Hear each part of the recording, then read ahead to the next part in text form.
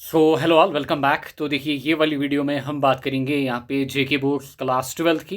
And specially यहाँ पे हम फिजिक्स की बात करेंगे regarding your question bank, gas कह लो या फिर इंपॉर्टेंट क्वेश्चन कह लो। एंड यहाँ से अभी की अगर मैं बात करूँ, आपको पता होना चाहिए कि व्हाट टू स्टडी, आपको क्या पढ़ना है एंड कौन से टॉपिक को आपको कितनी इंपॉर्टेंस देनी है एंड कौन से टॉपिक में क्या चीज़ टारगेट करनी है। Wire to study, numerical, wire to study, आपका एमसीक्यू या फिर डेरिवेशन वगैरह कहाँ पे लगानी है, सब चीज़ें यहाँ पे हम देखेंगे कि रिमेनिंग डेज के अंदर, अभी जब भी आप वीडियो को देख रहे होंगे, क्लियर। रिमेनिंग डेज के अंदर आपको किन टॉपिक्स को टारगेट करना है यहाँ पे।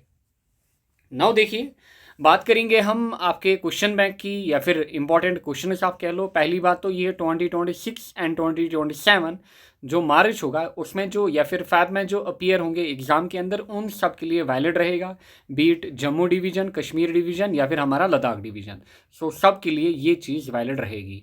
नाउ उसके बाद मैं क्या करूँगा, इन क्वेश्चंस के बाद जो मैं आपको यहाँ पे बता दूंगा, उसके बाद आपको जनरली पता है कि लास्ट ईयर से मैंने सुपर 30 या फिर सुपर 40 क्वेश्चंस लाए हैं, स्पेशली सुपर 30।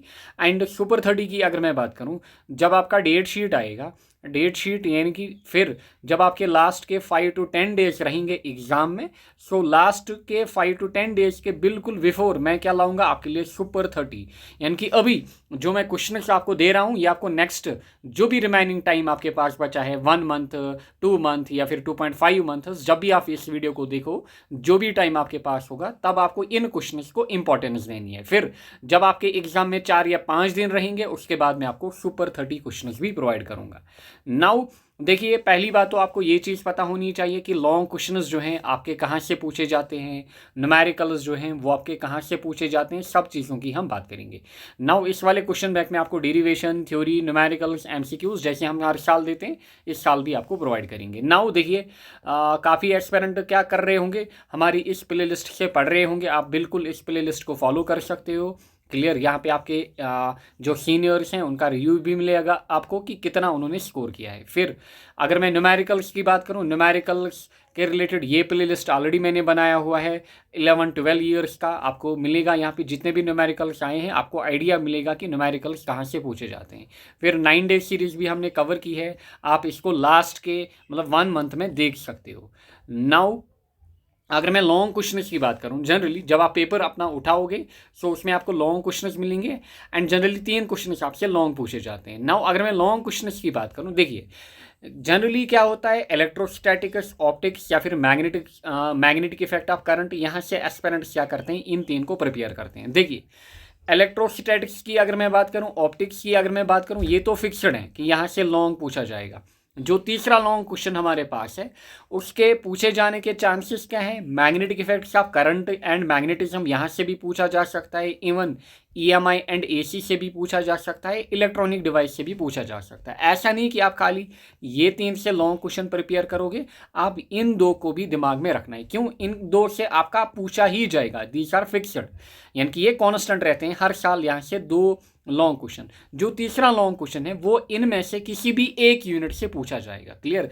चाहे वो इससे डाले या फिर इससे डाले या फिर इससे डाले, डिपेंड करता है एग्जामिनर आपको क्या देगा। फिर न्यूमेरिकल्स की अगर मैं बात करूं, न्यूमेरिकल्स के लिए ये जो आपके यूनिट हैं, यहाँ से न्यूमेरिकल्स पूछे जाते हैं, क्लियर। यानी कि 7 यूनिट्स आपको टोटल मिलेंगे जहाँ से न्यूमेरिकल्स पूछे जाते हैं। अगर मैं प्रायोरिटी की बात करूं, किसको न्यूमेरिकली आपको ज़्यादा प्रायोरिटी देनी है, पहले करंट इलेक्ट्रिसिटी को, then optics, dual nature, electrostatics, magnetic effect, then EMW, EMI and AC, ये आपकी प्रायोरिटी होनी चाहिए। यानी कि एटलीस्ट ये 4 से आपको न्यूमेरिकल करने ही करने हैं अगर आप छोड़ के जाना चाहते हो। न्यूमेरिकल्स की अगर मैं बात करूं, न्यूमेरिकल्स का वेटेज जो रहता है that is generally 8 to 13 marks minimum. On an average आप ये मानिए 8 मार्क्स आपसे न्यूमेरिकल पूछता है। फिर मतलब मैक्सिमम कितना जा सकता है, 13 मार्क्स, यानी कि 4 से 5 question. On an average 3 question, on an आप एवरेज ये मानिए कि 3 क्वेश्चन न्यूमेरिकल पूछे जाते हैं। मैक्सिमम कितना जाएगा, 5 क्वेश्चन, यानी कि वेटेज कितना रह सकता है, 13 marks, minimum 8 marks. Now further अगर हम बात करें, आपको 80 डेज प्लस बैच हमारी ऐप पे भी मिलेगा फिजिक्स एंड केमिस्ट्री का, जो कि 60 आवर्स का बैच हमारे पास है। आप उसको भी मतलब देख सकते हो, जो अभी लैग कर रहे होंगे वो आपको ऐप पे मिलेगा। नाउ इस वीडियो की पीडीएफ या फिर ये जो पीडीएफ हमारे पास है ये आपको ऐप पे मिलेगी। जब आप ऐप को डाउनलोड करोगे, ऐप की लिंक मैं डिस्क्रिप्शन में दूंगा, आप फिर मेन्यू आइकन पे जाओगे। मेन्यू आइकन पे जब आप जाओगे आपको फ्री मटेरियल पे फिर जाना है, यानी कि जैसे ही आप ऐप को ओपन करोगे आपको मेन्यू आइकन पे जाना है, इसके ऊपर क्लिक करोगे फिर आपको यहाँ से फ्री मटेरियल मिलेगा। यहाँ पे मैं इस पीडीएफ को अपलोड करूँगा। नाउ क्वेश्चंस को देख लेते हैं। देखिए इलेक्ट्रोस्टैटिक्स की अगर मैं बात करूं, कूलम्ब्स लॉ हमारे पास क्या होता है, इसका वेक्टर फॉर्म यहाँ पे आपको चेंज मिलेगा जैसे हम हर साल देते हैं। फिर मतलब हर साल चेंज भी होता है, मतलब कुछ क्वेश्चंस डिलीट होते हैं हमारी तरफ से, कुछ नए ऐड किए जाते हैं या फिर किसी टॉपिक को हम स्किप करते हैं। बट आपकी प्रायोरिटी अभी के टाइम ये क्वेश्चंस होने चाहिए। Principle of superposition, electric dipole क्या होता है, टॉर्क का एक्सप्रेशन हमारे पास, गॉसेस लॉ में आपकी ये प्रायोरिटी होनी चाहिए। लॉन्ग वायर, फिर प्लेन शीट, फिर स्फेरिकल शेल, फिर इलेक्ट्रिकल पोटेंशियल एनर्जी हमारे पास क्या है, डाइपोल मोमेंट। अच्छा, वर्क डन भी आपको यहाँ पे देखना है। फिर कैपेसिटेंस हमारे पास क्या होती है। फिर लास्ट पे पैरेलल प्लेट कैपेसिटर जो हमारे पास है, इनकी डेरिवेशन, यानी कि 9 क्वेश्चन यहाँ पे आपको दिए हैं, लॉन्ग क्वेश्चन जिनकी आपको डेरिवेशन अच्छे से करनी है। फिर शॉर्ट आंसर क्वेश्चन की अगर मैं बात करूँ, इलेक्ट्रिक फील्ड लाइन्स की property, equipotential surface, relation between electric field and potential, conservation of electric charge. Numericals की अगर मैं बात करूँ, कूलम्ब्स लॉ, इलेक्ट्रिक पोटेंशियल यहाँ पे हमने ऐड किया है, potential energy and capacitance and specially energy stored in capacitor, इसका न्यूमेरिकल। फिर एमसीक्यू की अगर मैं बात करूं, यूनिट एंड डायमेंशन जहां पे भी इस चैप्टर में इन्वॉल्व होंगे वो सारे यूनिट एंड डायमेंशन आपको देखने हैं। इलेक्ट्रिक फील्ड लाइन्स की प्रॉपर्टीज एमसीक्यू पूछता है, इक्विपोटेंशियल सरफेस की प्रॉपर्टी एमसीक्यू पूछेगा। डाइपोल में एक्सियल एंड इक्वेटोरियल लाइन से जो भी एमसीक्यूज बनेंगे उनको देखना है। फिर टॉर्क की अगर मैं बात करूं, मैक्सिमम टॉर्क कहाँ पे ऑकर करेगा, मिनिमम कहाँ पे एंड कितना होगा, ये भी एमसीक्यूज के लिए इंपॉर्टेंट है। प्रॉपर्टीज ऑफ कंडक्टर एंड साथ में कैपेसिटेंस का डिपेंडेंस हमारे पास न्यूमेरिकली इंपॉर्टेंट है। करंट इलेक्ट्रिसिटी की अगर हम बात करें, ड्रिफ्ट वेलोसिटी का रिलेशन करंट के साथ, Ohm's law specially express in terms of drift velocity, Kirchhoff's laws, फिर व्हीटस्टोन ब्रिज हमारे पास क्या होता है, फिर EMF and internal resistance. Numericals की अगर मैं बात करूं, इलेक्ट्रिक करंट हमारे पास, temperature dependence of resistance and resistivity, series and parallel combination of resistors. फिर एमसीक्यूज ये वाले टॉपिक से आप लगाओगे, स्पेशली टेम्परेचर डिपेंडेंस जो है या फिर factors affecting resistivity, it is very important. साथ में Kirchhoff's first and second law में आप ध्यान रखोगे कि कौन सा कंजर्वेशन इन्वॉल्व होता है, एमसीक्यूज आपसे पूछेगा। Coming to unit third, Biot Savart law and its application for circular loop, Ampere's law and its application for solenoid, torque experienced by current loop in a magnetic field, यानी कि torque की expression आपको निकालनी है। अच्छा, then very important construction working किसका, galvanometer का, फिर ये वाले क्वेश्चन यहाँ से पूछेगा। फिर diamagnetic, paramagnetic and ferromagnetic substance हमारे पास क्या होती हैं, magnetic dipole and expression of dipole हमारे पास। पहले 5 जो हैं these are very important, clear. इन 5 के ऊपर आपको ज़्यादा ध्यान देना है, क्लियर। अगर लास्ट पे इन 2 को आप स्किप करोगे वो चलेगा, बट पहले 5 जो है दीज आर वेरी इंपॉर्टेंट। फिर शॉर्ट आंसर क्वेश्चन की अगर हम बात करें, force on A charged particle हमारे पास इन मैग्नेटिक फील्ड, कोई चार्जड पार्टिकल मैग्नेटिक फील्ड में एंटर कर रहा है, सो ये सारी चीज़ें आपको देखनी है उसके ऊपर। अच्छा, कन्वर्जन आपको ध्यान रखना है गैल्वानोमीटर का, properties of magnetic field lines, फिर temperature dependence of magnetic properties, specially Curie's law यहाँ पे आप देखोगे। देन एमसीक्यू की अगर हम बात करें, एमसीक्यू यहाँ पे ढेर सारे टॉपिक से पूछे जाते हैं, कहाँ पे आपके यूनिट नंबर 3 से। सो एमसीक्यूज वगैरह यहाँ पे आप इन टॉपिक से प्रैक्टिस कर सकते हो, क्लियर। नाउ उसके बाद ईएमआई एंड एसी की अगर मैं बात करूँ, लेंसेज लॉ क्या होता है, सेल्फ इंडक्शन हमारे पास क्या होता है, आरएमएस वैल्यू, एलसीआर सर्किट को आपको अच्छे से देखना है, एवरेज या ट्रू पावर क्या होता है, फिर ट्रांसफार्मर एंड जनरेटर का construction principle and working theory आप देखोगे। शॉर्ट आंसर क्वेश्चन की अगर मैं बात करूँ, फैराडेज लॉ, अच्छा, डिस्टिंग्विश यानी कि difference average and RMS value and resonance is very important topic LCR circuits के अंदर। न्यूमेरिकल्स में आप एक ही टॉपिक यहाँ से देखोगे, that is inductive reactance and capacitive reactance, that is XL and XC की फॉर्मूलाज आप देखोगे, इनके ऊपर आप थोड़ा बहुत न्यूमेरिकल्स जो है उनको देखोगे, डायरेक्ट फार्मूला बेस्ड न्यूमेरिकल्स होते हैं। एमसीक्यूज की अगर मैं बात करूँ, एमसीक्यूज के लिए ये टॉपिक्स जो है इंपॉर्टेंट है। अच्छा, कंजर्वेशन में अगेन आपको याद रखना है कौन सा कंजर्वेशन, यूनिट एंड डायमेंशन हर जगह इंपॉर्टेंट है। सेल्फ एंड म्यूचुअल इंडक्टेंस में डिपेंडेंस जो थ्योरेटिकल टॉपिक है यहाँ से एमसीक्यू पूछेगा। अच्छा, आपको देखना है कि सेल्फ एंड म्यूचुअल इंडक्टेंस किसके ऊपर डिपेंड है, किन फैक्टर्स के ऊपर।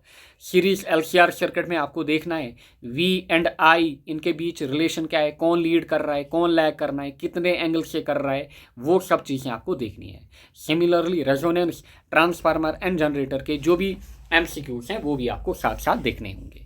देन कमिंग टू आपका इलेक्ट्रोमैग्नेटिक वेव्स, डिस्प्लेसमेंट करंट क्या होता है, properties and characteristic of EMW waves, electromagnetic spectrum हमारे पास क्या है। देन आप न्यूमेरिकल देखोगे किसके ऊपर, वेलोसिटी ऑफ इलेक्ट्रोमैग्नेटिक वेव। फिर एमसीक्यू की अगर मैं बात करूं, वेलोसिटी ऑफ इलेक्ट्रोमैग्नेटिक वेव के ऊपर again MCQ, and electromagnetic spectrum जो आपके पास है उसकी एप्लीकेशन एंड यूजेस जो हैं इनमें से आपको अगेन एमसीक्यू भी यहाँ पे फ्रेम किया जा सकता है। Then coming to optics, mirror formula हमारे पास, TIR total internal reflection, lens makers formula. अच्छा, रिफ्रैक्शन थ्रू ए प्रिज्म, यहाँ पे अलग अलग वे में आपको क्वेश्चन पूछता है ये सारे क्वेश्चन। एंगल ऑफ प्रिज्म क्या है, एंगल ऑफ डीविएशन क्या है, या फिर factors affecting angle of deviation, या फिर ऐसे आपको कहेगा relation between del m delta m mu A, या फिर इस इक्वेशन को बोलेगा। सो ये चीज़ें आपको देखनी है। या फिर explain dispersion through a prism, compound microscope क्या होता है, एस्ट्रोनॉमिकल माइक्रोस्कोप क्या होता है। फिर coming to wave optics, Huygens principle, Young's double slit experiment, diffraction क्या होता है। इसी वे में जैसे हमने दिया है स्ट्रेट हाइगन्स प्रिंसिपल, आपको ऐसे ही याद करना है स्टेटमेंट क्या है। फिर what is wave front, wave front की डेफिनेशन याद करनी है। फिर आपको प्रूव करके देना है या तो लॉस ऑफ रिफ्लेक्शन या रिफ्रैक्शन हमारे पास। सो बिल्कुल जैसे हमने लिखा है स्ट्रेट या एक्सप्लेन या डिफाइन, आपको इसी हिसाब से अब चीज़ें याद करनी पड़ेगी। अच्छा, फिर शॉर्ट आंसर क्वेश्चन में रिफ्रैक्टिव इंडेक्स क्या है, टाइप्स ऑफ वेव फ्रंट, ये दो क्वेश्चन आप शॉर्ट में शॉर्ट आंसर्स में याद रखोगे। अच्छा, specially factors affecting refractive index. But जो लॉन्ग क्वेश्चन यहाँ पे 10 आपको दिए हैं इनमें आप अच्छे से मतलब प्रैक्टिस वगैरह करोगे। न्यूमेरिकल्स की अगर हम बात करें, यहाँ से काफ़ी इंपॉर्टेंट टॉपिक्स बनते हैं जहाँ पे न्यूमेरिकल आपसे पूछ सकता है। Mirror formula, lens formula, power of lens, combination, refractive index, image formation के ऊपर numerical, magnifying power and Young's double slit experiment जो हमारे पास है वहाँ से न्यूमेरिकल। अच्छा, फिर एमसीक्यूज की अगर मैं बात करूँ, ये वाले टॉपिक जो हैं इनमें आप एमसीक्यूज लगाओगे। Coming to dual nature, work function हमारे पास क्या होता है, फोटो इलेक्ट्रिक इफेक्ट क्या होता है, कौन से फैक्टर्स इफेक्ट करते हैं, like intensity, frequency, anode potential, threshold frequency, threshold wavelength, ये क्या होता है, loss of photo electric effect क्या होते हैं, Einstein explanation of photo electric effect, सारी इक्वेशंस आपको लिखनी है। अच्छा, de Broglie hypothesis and lambda के लिए इक्वेशन आपको निकालना होगा। फिर न्यूमेरिकल्स के लिए ये टॉपिक इंपॉर्टेंट है, threshold frequency, kinetic energy, then de Broglie wavelength, यहाँ से न्यूमेरिकल्स पूछे जाते हैं। एमसीक्यूज के लिए ये टॉपिक आप लगाओगे, factors affecting photo electric effect जो अभी आपने देखा, एनोड पोटेंशियल, इंटेंसिटी वगैरह या फ्रीक्वेंसी, यहाँ से ढेर सारे ऑब्जेक्टिव पूछे जाते हैं। स्पेशली ग्राफ्स का फैक्टर्स में आप ग्राफ्स का ध्यान रखोगे कि कौन सा ग्राफ कहाँ पे लगेगा हमारे पास। फिर loss of photo electric effect. Coming two atoms and nuclear, अच्छा बोर्स मॉडल आप देखोगे, इसमें expression for radius and energy आप देखोगे। अच्छा, एनर्जी लेवल डायग्राम आपको ड्रा करना है, अच्छे से आपको देखना है। एटॉमिक मास यूनिट क्या होता है, relation between AMU and MEV, binding energy क्या होती है, मास डिफेक्ट क्या होता है, बाइंडिंग एनर्जी कर्व क्या होती है। फिर MCQs की अगर हम बात करें, ये वाले topic Rutherford and Bohr's model, date वगैरह भी आप यहाँ से याद रखोगे, इनकी discoveries, isotope, isobar, isoelectronic species क्या है, इनकी एग्जाम्पल्स याद रखना। अच्छा, न्यूक्लियर फिशन एंड फ्यूजन जो हमारे पास हैं इनकी डिफरेंस याद रखना। And nuclear force and binding energy curve जो है इनके ऊपर भी ऑब्जेक्टिव्स आपसे पूछे जाते हैं। सो ऑब्जेक्टिव्स के लिए ये टॉपिक जो है ये इंपॉर्टेंट है, क्योंकि you must target 70 out of 70, specially your 12th में। Now coming to electronic device, formation of energy band, distinguish between conductor, insulator, semiconductor, extrinsic conductor क्या होता है, properties of semiconductor, PN junction क्या होता है, forward and reverse biasing क्या होती है, rectification में half wave rectifier and full wave rectifier। Specially यहाँ पे जो डायग्राम्स है ना, diagrams are very important. Diagrams में ही कभी कभार आपको 3 मार्क्स देगा, आपको लिखेगा write down the circuit diagram for half wave rectifier. आपको खाली डायग्राम जब कहेगा ना, ड्रा डायग्राम, तब आपको बाकी चीज़ें नहीं लिखनी है, आपको क्वेश्चन के हिसाब से चीज़ें आंसर करनी होती है। अगर कहेगा ड्रा दी डायग्राम, खाली डायग्राम आप ड्रा करके दो, क्लियर। सो ये सब चीज़ें दिमाग में रखना। फिर MCQ की अगर हम बात करें, energy gaps, properties of semiconductor, P and N type, फिर एफिशिएंसी भी याद रखना, full and half wave rectifier में क्या क्या होती हैं। सो इस हिसाब से आप क्या करोगे, ये वाले टॉपिक फिलहाल जो कमिंग डेज है, यानी कि अब आई बिलीव कि अब आप बोर्ड की तैयारी कर रहे होंगे अपने 12th में, सो आपको ये वाले टॉपिक जो हैं इनको अच्छे से पढ़ना है। एंड इसी तरीके से जैसे मैंने आपको मेंशन किया है कि ये वाला टॉपिक एमसीक्यू के हिसाब से इंपॉर्टेंट है, न्यूमेरिकली इंपॉर्टेंट है। अगर आप न्यूमेरिकल्स भी करना चाहते हो, ऑलरेडी मैंने प्ले लिस्ट दिया है, लास्ट मतलब 10-12 ईयर्स के न्यूमेरिकल्स आपको इस प्ले लिस्ट में मिलेंगे, ये आप देख सकते हो।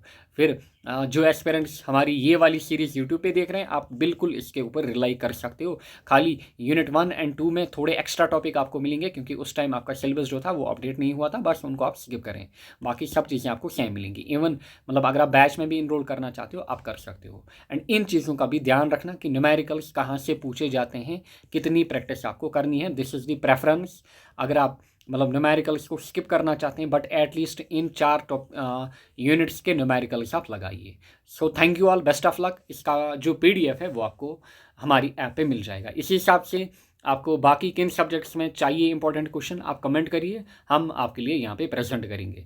एंड अभी के टाइम जो भी रिमेनिंग टाइम आपके पास बचा है, you should now shift your focus totally on your board exam, क्योंकि ऐसा ना हो कि आप नीट जेई की तैयारी करते करते बोर्ड में पीछे रह जाएं, या फिर आपके मार्क्स ना बने, या फिर आपका कोई सब्जेक्ट रिपेयर आए, या फिर जो जेई के एस्पिरेंट्स हैं उनको परसेंटेज काफ़ी मैटर करती है, मिनिमम 75% दे रुका है।